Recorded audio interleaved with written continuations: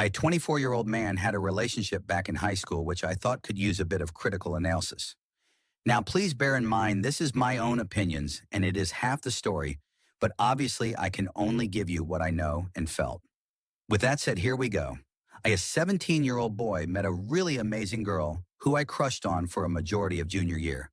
We talked a lot since we had similar classes and shared our numbers for projects, but expanded those conversations to more personal topics. I, having not been in a relationship before, couldn't take the hint that she was flirting until I went to our mutual friends and asked. I know, pretty pathetic. Anyway, I asked her out and we started dating.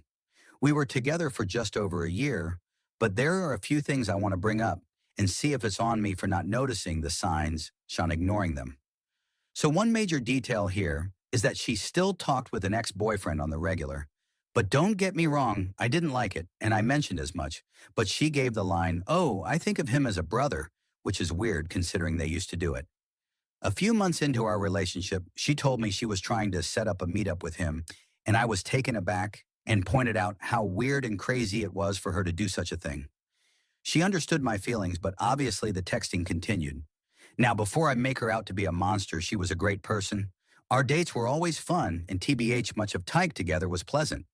Though we were a bit of polar opposites in that she was allergic a large majority of foods, not very interested in each other's hobbies, and unfortunately just a common trop, our political ideologies were highly debatable.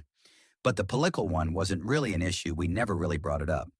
Anyway, senior we had almost every class together, and we both got into the same university, and our continued relationship looked great. But it wasn't until February of 2019 that she texts me while I working an event as a volunteer and says, "Hey, I know you're not going to like this, but I planned a day out with him and I'm not canceling."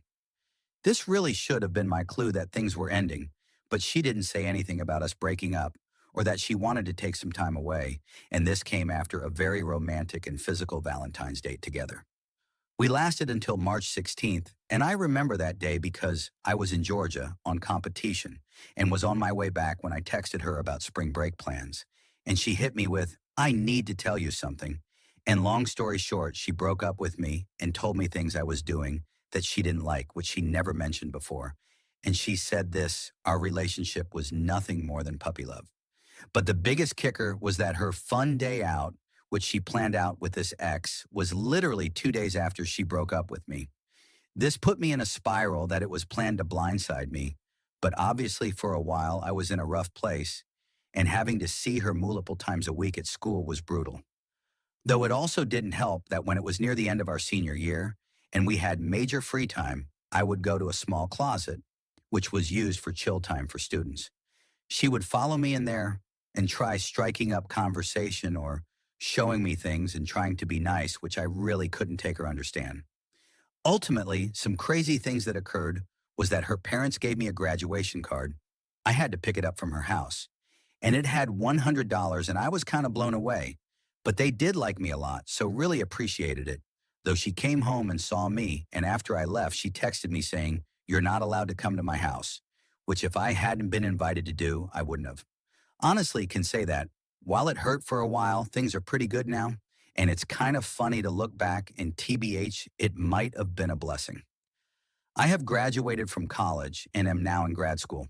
Meanwhile, she dropped out only after a year and isn't even with the guy she dumped me for, though she is now dating a guy we were both friends with.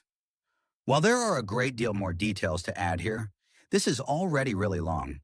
If you made it this far, thanks for reading, and remember that things happen for a reason, and sometimes it's best to take it one step at a time and find your own happiness in life.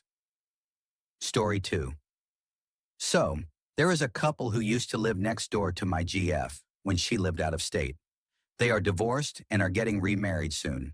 I may attend if work permits. Dan and Kelly. Both have remained friendly with my GF over the years, both individually having visited her from about 1,000 miles away. I have met both, separately. Anyhow, Dan is 70 and Kelly is 63, I think, married when Dan was in the military, and Kelly screwed around on him back when he was in the military. On deployments. Then Dan retires after 20 years and becomes a long-haul trucker, so Kelly continues to screw around as well. This was when